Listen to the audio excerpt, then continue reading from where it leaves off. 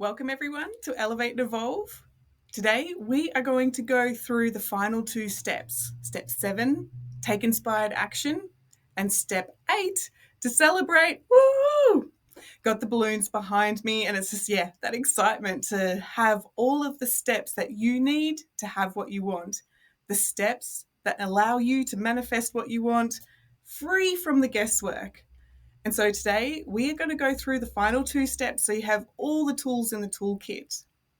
Now, what I want to do first is just to go over everything that we've covered so that you can have an insight to how this has all come together and to celebrate your journey of everything that you have been applying to manifest what you want. So first, we started off with step 1, define what you want. And most people kind of freeze when you ask them that question. What do you want? There's either this big span of ideas, like a whole ream of movies going through their mind of like, oh my gosh, the options are endless. What can I have? Or they kind of shut down because they've been taught throughout childhood to not ask for what they want. So the question can be quite daunting if you're unfamiliar with that insight. Okay, yes, what do I want? So that's where we started off with that beautiful sacred question, what are you manifesting? What's important to you?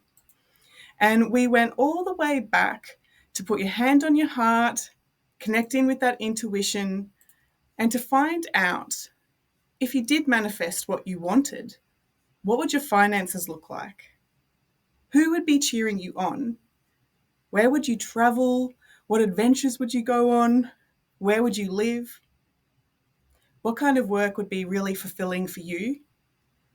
And what kind of relationships would you nurture and welcome into that inner circle? And of course, what does your health and well-being look like? What is it that you want to manifest?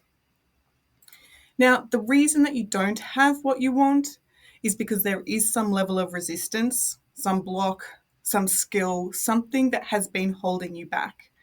And we started right at the beginning with identifying, yes, there's a part of you that knows what you want, and yet there's another part that's putting on the brakes.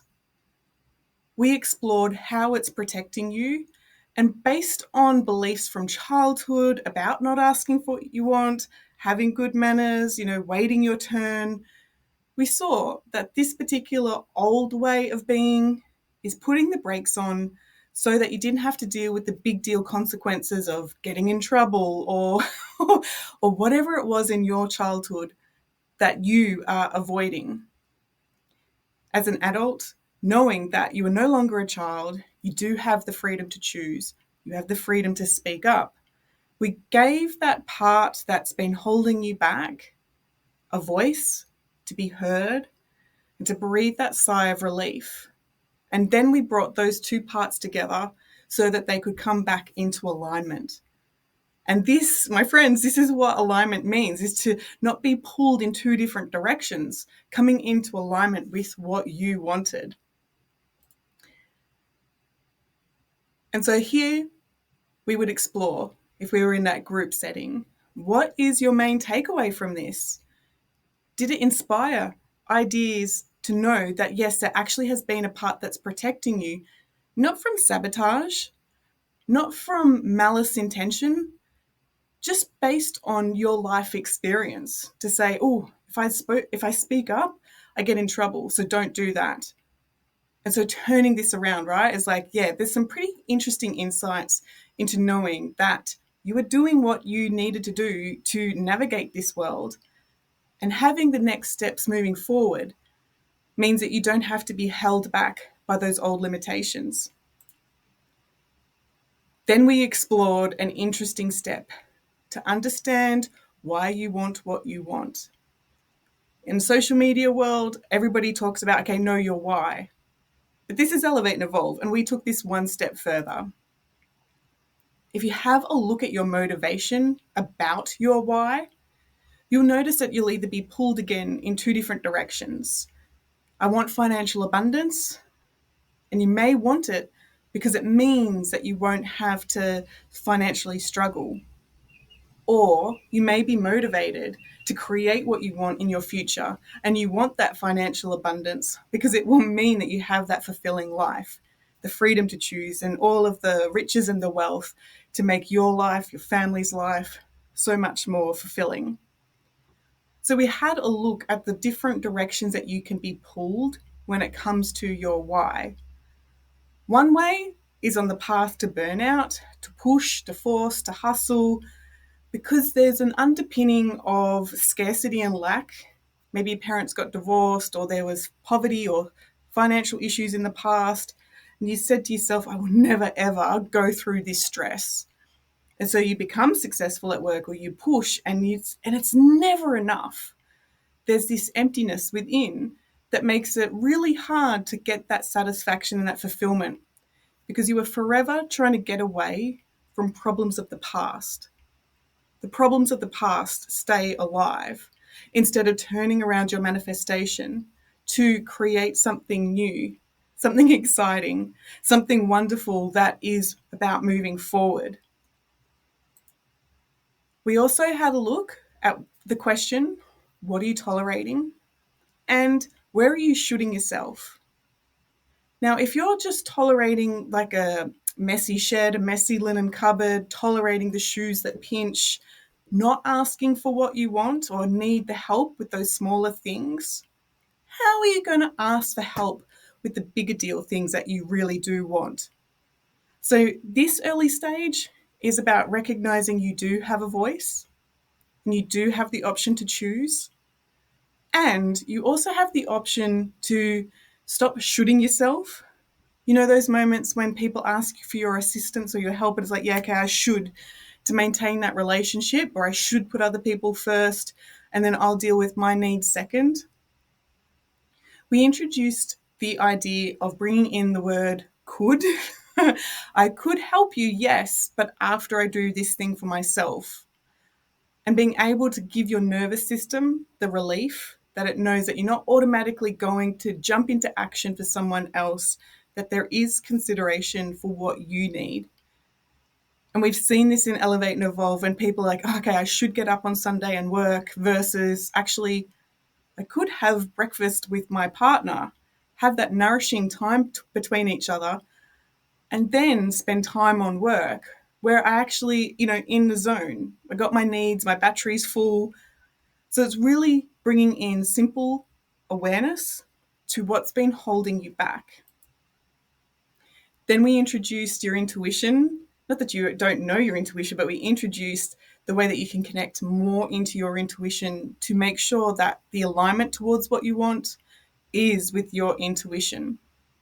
So we connected there with the heart space, opening up that feminine portal to what's possible, allowing your intuition to speak through you, like getting those downloads from your higher self. And then we took those to the mind. And the mind is very logical, rational, and it will provide you the steps on how to do the thing that you need to do. And of course, then we bring that into the gut, and the gut then gives you the pulse of inspiration to take action, yes, or just pause a little. We need to wait for the right time when everybody else has got things set up. So we've got that flow of how to manifest that is in alignment, that will uplift your energy. Because we also know that if you start your manifesting from the mind, okay, logically, what do I want? You're going to find that you may be doing things to help others or to prove to others that you're good enough, or needing to control the situation. And this is the recipe for burnout. If you're going into the mind to work out how, it's going to bring in scarcity patterns. It's going to get you to push, hustle, force, the path to burnout. So it's like, no, no, no, no. Come back into the present moment, into the heart space. Of course, when you're manifesting, it can be quite easy to slip into doubt, slip into neediness. Okay, where is it? Like, am I on the right path? And we brought in the requirement to start to look for the signs and the synchronizations, the symbols, the angel numbers, the whatever it is that's right for you. Noticing that Mother Nature will probably speak first with feathers, birds, insects, ladybug, or anything here, that it is normally the very first thing to respond to your manifestation. If you say, okay, yes, tell me that I'm on the right path, show me a white feather, show me a yellow daisy, show me a daffodil, show me anything here that matches up so I know I'm on the right path. And so then after that, we start to look for the angel numbers and getting more into depth with exploring that confirmation that, yes, you're on the right path. Now, the reason that we did that right in the early stage was to practice coming back to that present moment. You know those moments when you're kind of either on a walk or a drive, or you're just in the doing mode and your mind's going nuts and it's in a spiral and a loop and he said and she said, and then you see the white feather and it, oh, I'm in the present moment. You see the clock go 111, you're like, oh yeah. And it brings that presence, the stillness, back to this moment. This is when your intuition, your higher self, can give you those downloads to put you into that experience of like, oh yes, call that person, take action on this thing. Instead of letting your ego run the show by getting you outside of time, back into the past, and he said and she said, and I wish I could have, or worried about the future, gosh, what if I don't get my job or the money, blah, blah, blah, blah, blah. This is all that ego trying to ensure your survival, the limitations, the scarcity, dropping your energy, again, into survival. So looking out for those signs, those synchronizations, the angel numbers, was a way to build the muscle to come back to this present moment. So you didn't need to meditate to come back to the present moment. You didn't need to slow down or stop what you were doing. It was a way to elevate your energy and like, oh, how can this get any better? As I've said, with the ego, like the ego is going to work when you are worried about past. It's going to worry about when you're going into the future. It's going to replay limiting beliefs. I'm not ready. I'm not worthy. I'm not safe. It's going to trigger urgency, anxiety, self-doubt, seeking, needing external validation, overthinking. Yeah, I feel my energy just going tense as I'm talking about it. So that's why we then, again, come back to the present moment, because the interesting thing with divine timing and being in that present moment is that it creates a chain of events of more present moments. And so then you are amplifying and accelerating your manifestation because you're in that zone. So yeah, in a group we would say, cool, what's your main takeaways? What's the new aha or the new perspective that you've gained just from this step alone? Because there was a lot in it. It went pretty heavy and pretty pretty light, all in one particular chapter. The next one, we moved into the emotions. Ooh. Oh, I enjoy talking about the language of emotions and the questions that the emotions ask us to consider. So we broke it down into small steps to know that when you are engaging with this reality, when you're manifesting what you want, a big part of that is to notice when your energy is dropping versus taking action to lift yourself, elevate. So in our day-to-day world, we will see things, hear things, smell things, and our body is going to respond to the external stimuli.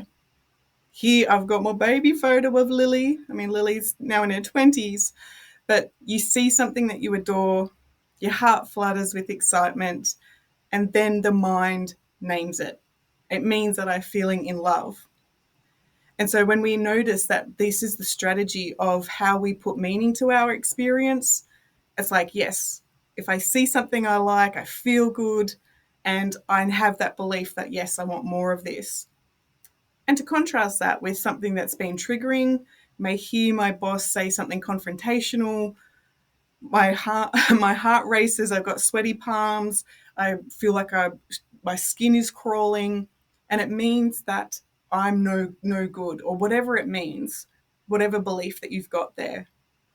So if you take notice of these strategies of what's dropping your energy, I hear my boss say something confrontational, I don't take it personal, and so then I get on with my day.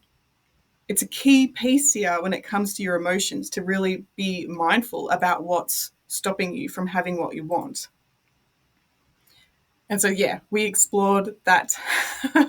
We explored what you're responding to that's dropping your energy.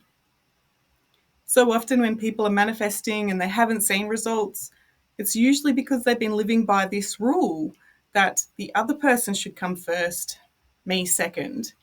And so there's this need to make sure somebody else is okay, comfortable, so that you avoid conflict, so you're safe. You avoid confrontation, so you have connection. You avoid the rejection, so you feel in control. You people please, you do what you can.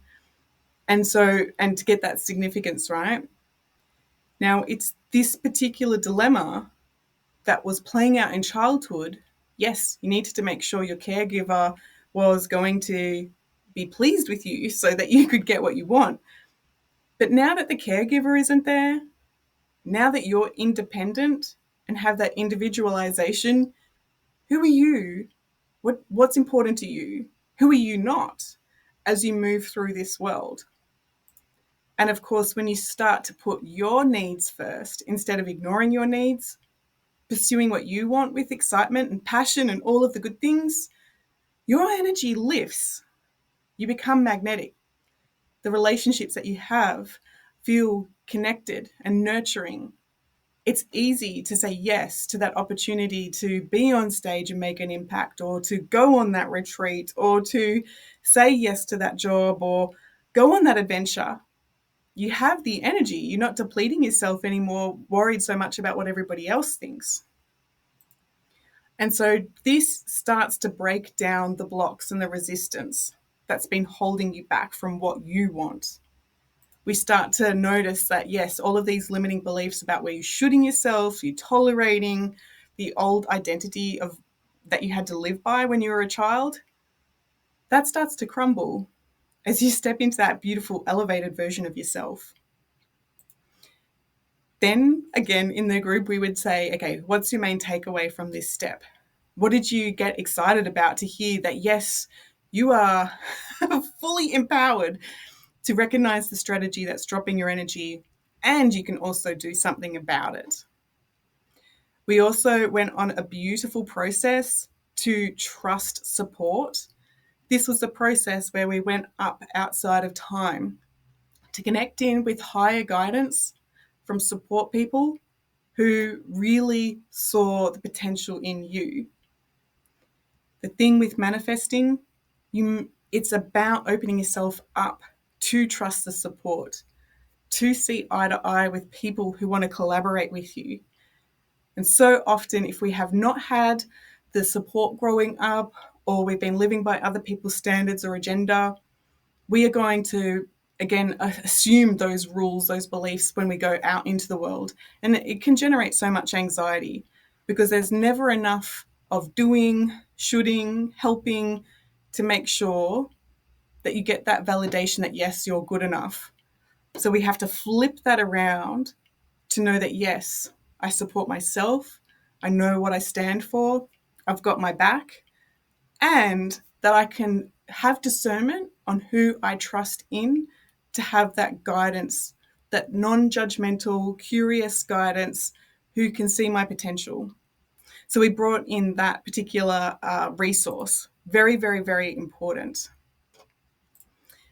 Then we move to rehearsing what it is that you want. And yes, we did skip step 4 to make sure people in Elevate and Evolve had enough time to rehearse these things before we shifted beliefs. So we had a look at the ways that you can rehearse what it's like to have the thing that you want. Your intuition has got your attention and your desire for the things that you want for a reason. It knows that you have had this childlike belief patterns playing out, keeping yourself small. And by wanting the thing outside of yourself, it requires you to shift your identity, to shift who you're becoming, to be that person who has that radiance and the travel and the freedom and all of the good things. When you elevate your self-worth, then yes, you're saying yes to the things that you want.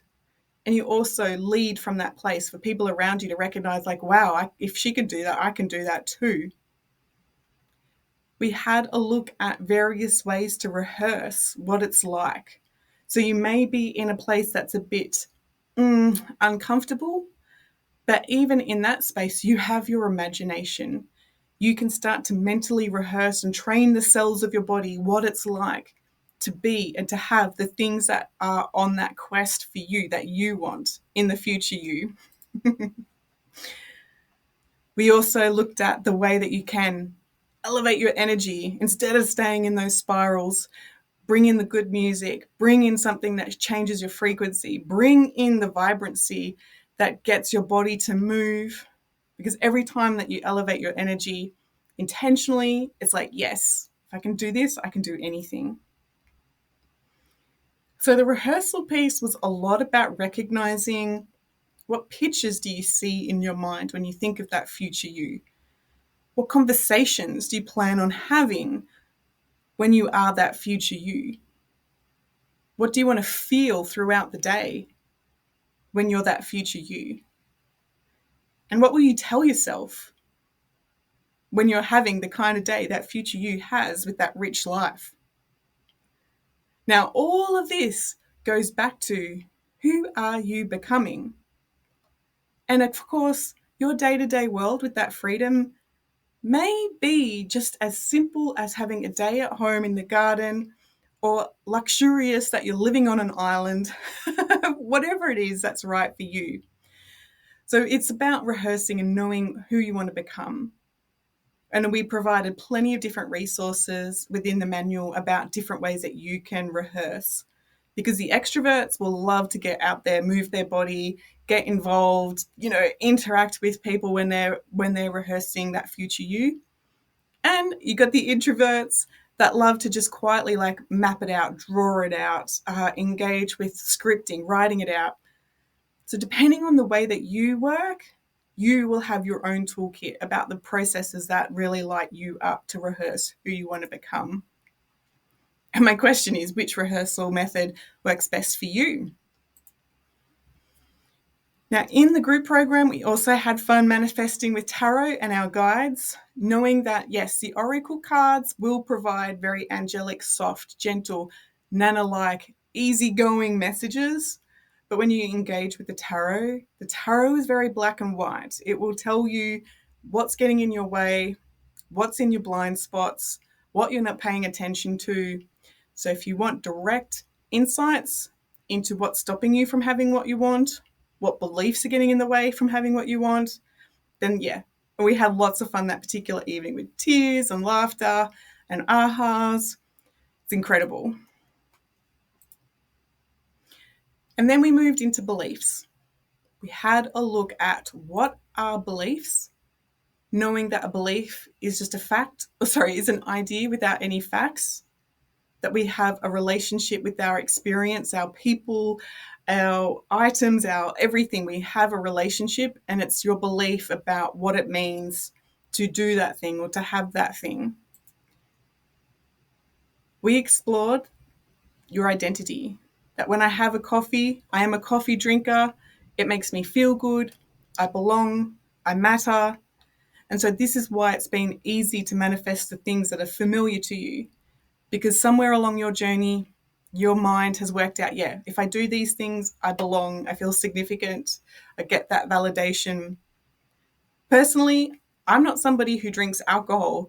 So if I was to go out with friends and they're all drinking and everything else that goes with it, I feel like an outsider. And so with me, like, yeah, no, let's go out for a coffee because that's what's familiar. If we expand that out to money, you might have the friends that, okay, let's just go to a bakery for a sausage roll, versus the very wealthy kind of people that want to go out for a very fancy meal. It's like, oh, that's not me. And taking notice of your identity will also highlight the limitations about where you're keeping yourself stuck, what you're avoiding when it comes to, don't want the rejection, don't want the shame, don't want the embarrassment. So this is part of the reason why you keep yourself stuck in that lack of movement, the lack of progression. And then we also had a look at your money beliefs.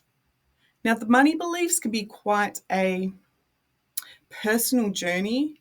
A lot of vulnerabilities come up when it comes to money. Even though money is a blessing, it's a tool, there can be a lot of shame, vulnerabilities, and people can only take so much pain and self inquiry in digestible mouthfuls, which sounds a bit crazy. It's like, no, Claire, clear all the limiting beliefs, clear all of the everything about money.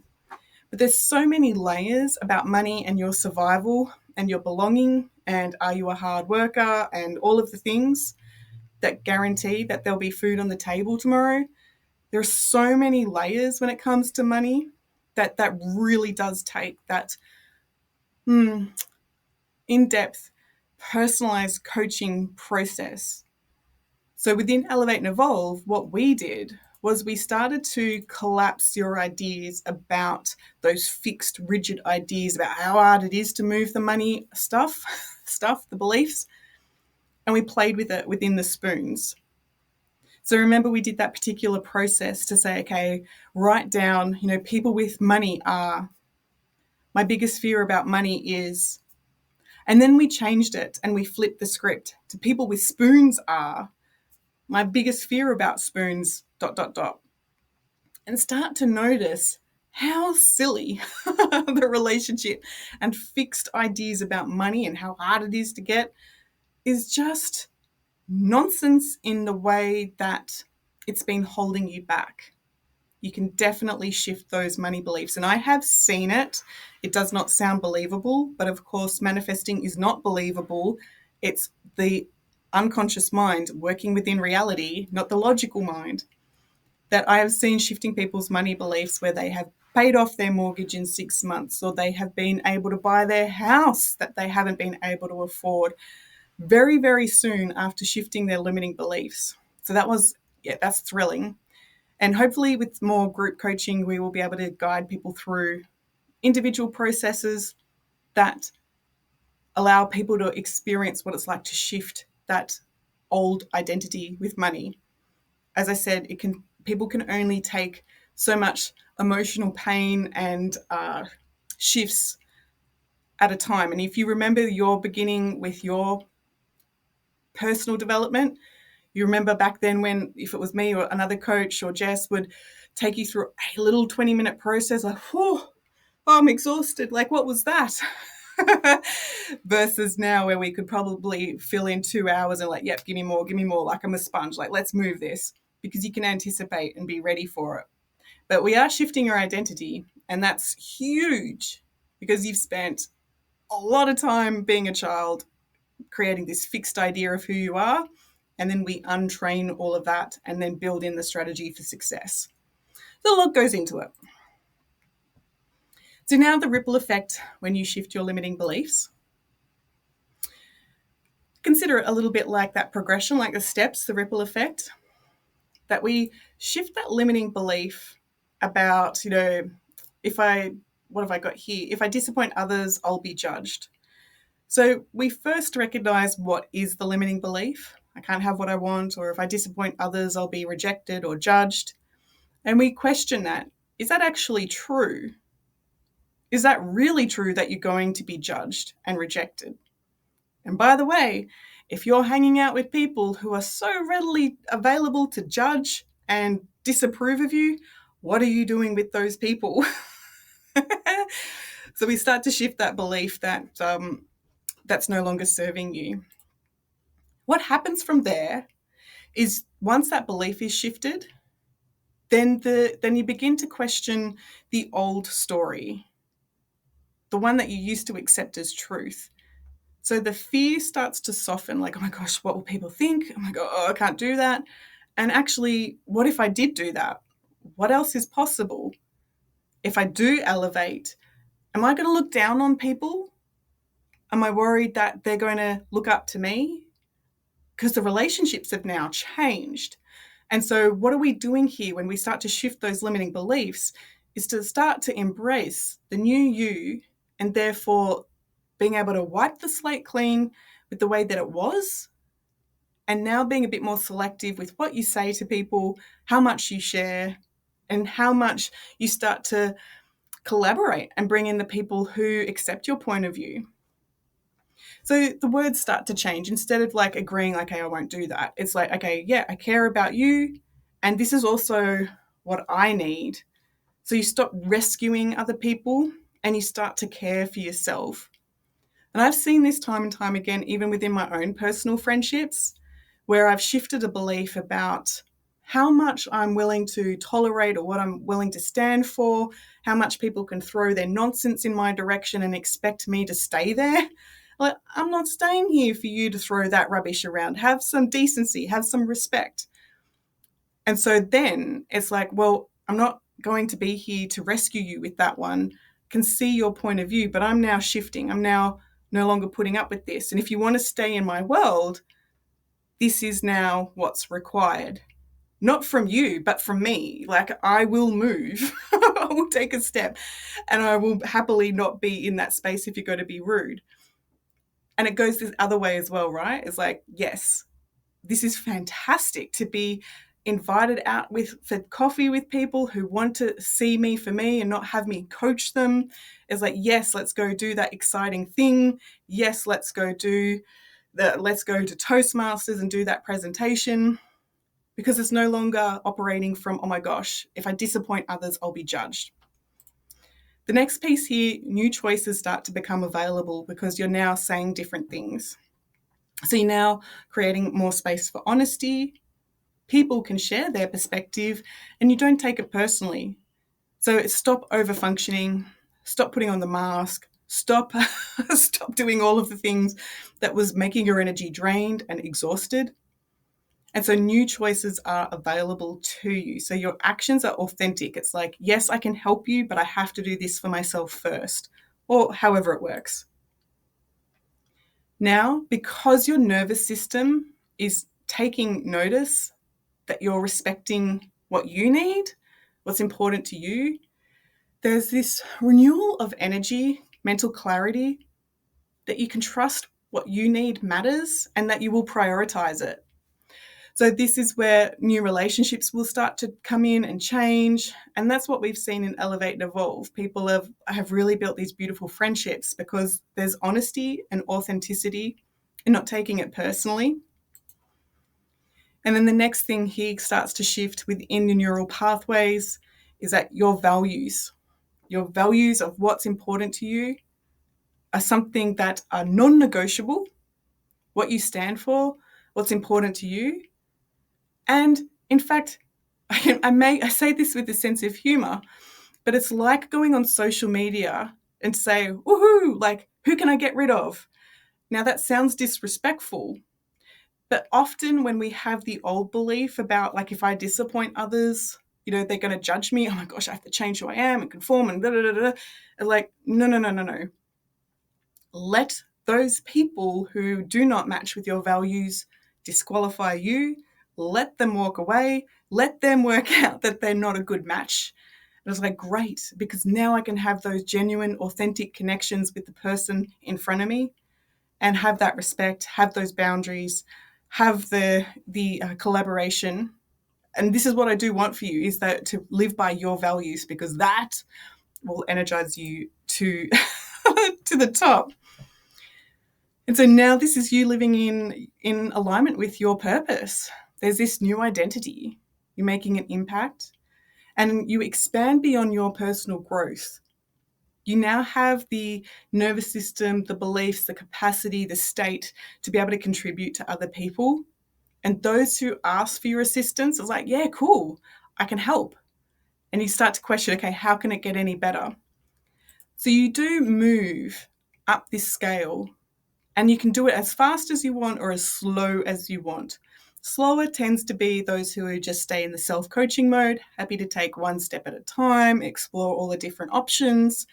Whereas when you get that personalized coaching, as you're there in your box of limitations, the coach, like seeing you swimming your laps, can work out very quickly what's holding you back.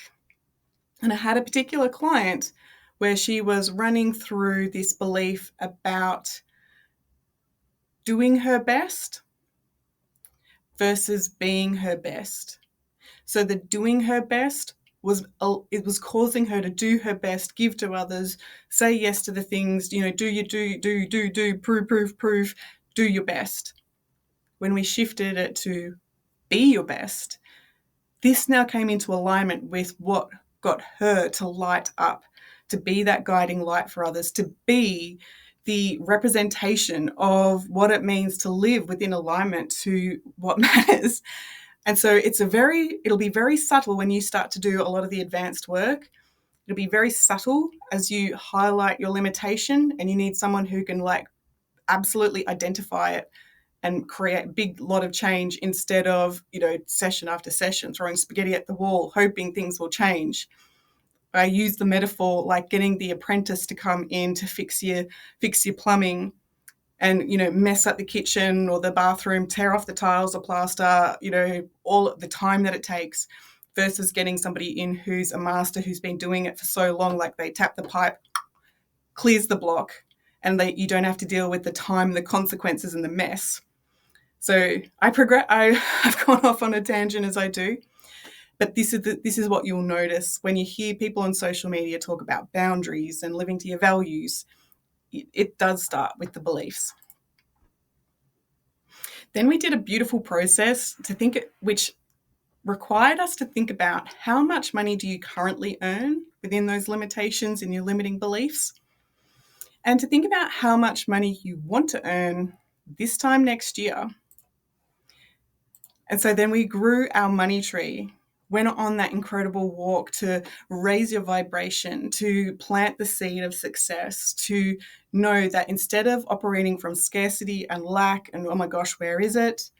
We're now reducing that fear, and we're now clearing that garden, like we've pulled out all of the weeds so that you've planting this seed of success, that yes, you can continue raising your energy and doing what's right for you. So this process was incredible. I was really proud of this one. Took about a week of really channeling it in and then recording it, and just, so exciting. And in the group, we would say, okay, so what's your main takeaway from this particular step? What was the belief, the aha, that got you to have that ripple effect? And so now we move to step 6. Step 6 is about surrendering attachment.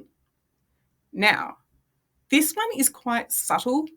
Most people may or may not recognize what I've done with these particular illustrations. So I'm being a bit cheeky here to point it out. Step 1, we said, okay, what do you want? And I want that new car. Then there's a picture there of the woman who's tolerating and shooting herself with the problematic old car. We looked at the childhood beliefs about what it is to have your car or your toys, or I have what I want or not. We then take off the thing that shifts your reality. We then looked at, okay, what are the beliefs? How can we shift your reality so that you can see the life that you want to live? Step 5 is about rehearsing. What will it be like when I have my car? Now, step 6 is actually saying here that you're not in a car anymore. You're actually, flying high in a plane. And so the car doesn't actually matter that much anymore. If you're flying and you've got your driver, or who needs the car? But that's the interesting thing with step 6, is to surrender the attachment, about wondering how can it get any better? And of course, step 7 is taking action, and step 8 is if I'm the flyer, I'm also the driver. I could definitely have the car. So hopefully that hasn't confused you. But at step 6, this is where your intuition has worked its magic, and you are noticing within your self-worth how good you feel within yourself, how good your body feels, how much you trust your boundaries, that you will stick to what you want. And the outer world starts to reflect that. There's no more noise and chaos and people that drain your energy. There's now that surrender, the presence, the elegance in noticing the abundance in Mother Nature with the fragrance of the flowers or the droplets of the rain. And now you're responding differently to your life. There's no more triggers per se. The neediness has dropped away. And so, again, your intuition has done it's worked its magic, because you are now that new version of you, with or without the car. You know that, yes, I'm at ease with whatever life brings me. And here we are. We have covered so much together, and we're not even finished here. But this is, again, where you get the steps to have what you want. So here we are. And this is like opening your eyes to a whole new you. You hear me say that after every particular process, because it is like opening your eyes to a whole new you. You are no longer operating from a time stream that was limiting and drained your energy. It's like, wow, I'm seeing colors that I haven't seen before because I raised my frequency. And so now we're up to taking inspired action, step 7. Now, a lot of the time when people manifest, the thing that sparks them and gets their attention about manifesting is, what do I want? What do I want to do? What do I want to have? And people don't actually ask themselves the deeper question, who do I want to be? This is where manifesting is a solo journey. This is where your intuition has got your attention on that thing outside of yourself, to be able to look within about the limitations you had and to shift those so that you match with the outer world. But when we come back to that question, like, who do you want to be? It can feel like staring at a blank page. It can feel like staring at a blank canvas if you're an artist. The uncertainty, the anxiety can be driven up a little bit there. All of those things are like, okay, gosh, if I could be anything, have anything, do anything, okay, what am I going to do? Who do I want to be? And that's where we need to have a look at what's going on that's holding the resistance in place with that question, who do you want to be? So if you're being the new you, what do you naturally do? When you think about that future you, what are you doing? Because the future you is not someday. It's not when it's perfect. The future you is now. It's happening now. And that's what we worked out with the rehearsal. It's like you now and getting the world to catch up to you. So when we think about who do you want to be, here is a question to highlight what is getting in the way of that, working out that clarity, like, who do I want to be? If you think for a moment of an area of your life that you are excelling, what are you best at? Are you best at starting things? Are you best at changing things? Are you best at finishing things? Just think of a particular project that you enjoyed, and which chapter were you the best at? And now I want you to consider an area of your life that you feel stuck. What are you the worst at? Are you the worst at starting things, changing things, or finishing things? And just to consider that for a moment there. Each one is going to give some insight into where the next layer of resistance is sitting. So to get an insight into you, we're going to have a look at, have you got an issue with being, doing, or having? Those who are worst at starting things, there's a really deep core issue going on about who do I want to be. So to start something, start a course, like, oh, okay, I've got to start this course and be a doctor. Am I a doctor? Am I going to start this particular project and do social media? Like, am I that person? Whatever you're having trouble with, if you're having trouble with starting, it's talking about the kind of performance, the kind of delivery about who you want to be. So you've done this big general sort of big picture of, again, that identity. If you're having trouble with, if you're the worst at changing things, the doing, then there's going to be this particular undercurrent about why can't I just do what I want to do? So there may be some resistance going on with pleasing for others, and you kind of procrastinate, worried about their judgment, because apparently there's this undercurrent of like, what do I have to do? What do I have to do to you to know that I'm good enough? So there's going to be some procrastination there.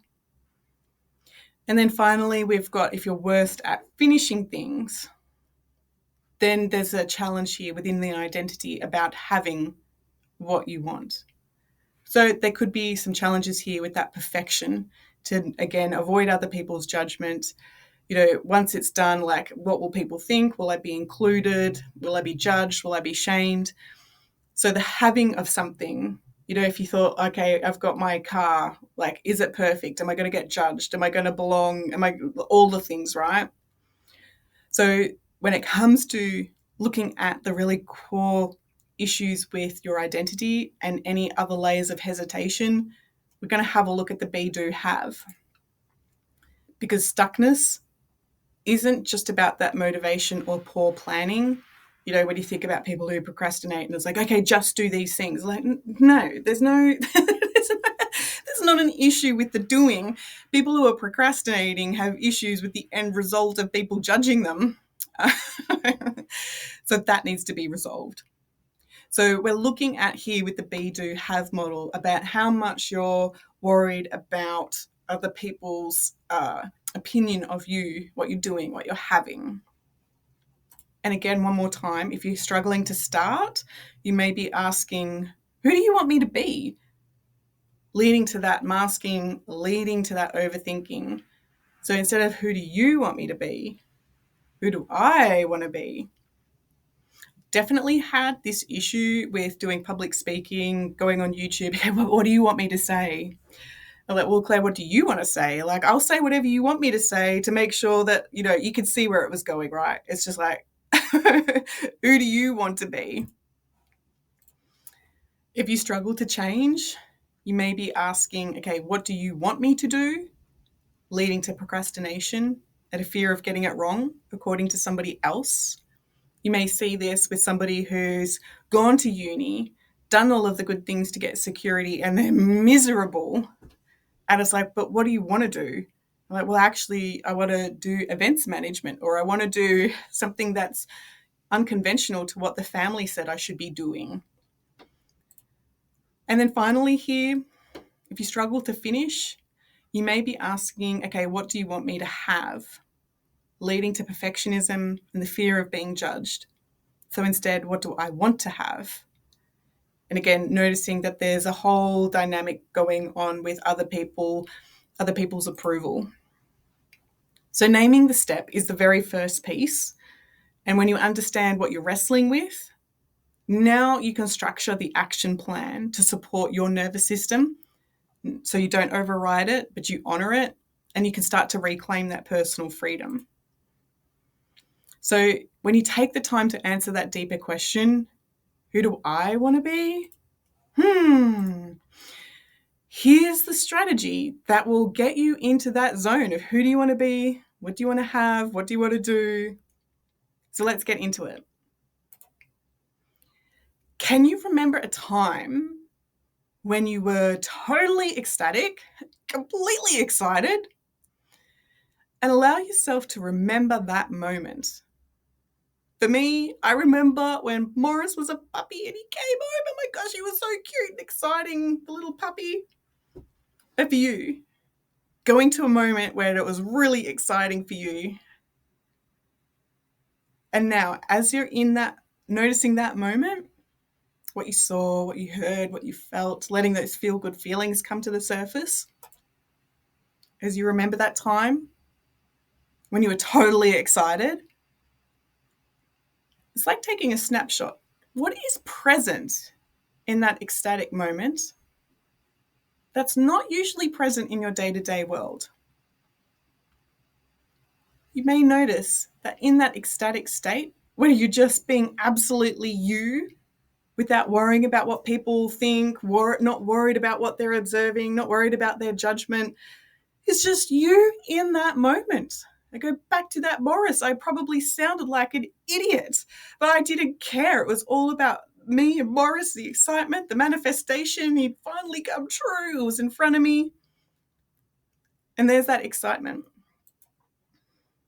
And then when you think about when you're excited, what's actually missing when you're excited? That's usually in your present, normal, day-to-day world. Normally, when people are stressed or stuck in that day-to-day grind, there's pressure to perform, there's the inner critic, the self-doubt, the mental chatter. You will notice that when you're in that excited state, there's this like, yeah! There is no worried about what people think. It's just you being you. And so when you're in that excited state, and Jess would play the music like right now, I'd be like, woohoo! You're not worrying about problems. You're in that present moment. The creative energy is going. You're making things happen. And you're simply being your amazing self. It's just like that full body tingles from the top of your head down the tips of your toes. It's like, yes, let's make things happen right now. So in that ecstatic state, it's like grab your pen, let your hand follow that clarity of your intuition. It's time to write down the inspired practical steps. When I got up to this stage with manifesting my car, it was like, yep, the practical step 101 was to ask my daughter, who's a mechanic, about her car insights. Like, which one do I want? Which brand do you see that's always being fixed? Which one is more reliable? All of my values, what did I want? Explore the financing options, sell the old car, which paid for the new car, book the test drive, say yes. The interesting thing, I had this impulse of excited energy because I'd done a lot of things like, David, we have to go to the car dealership right now. And we got there, and wouldn't you know it, there was this new car that was going to be for a rep. They changed their mind. The new car had not been driven, wasn't a test drive, it wasn't a test car.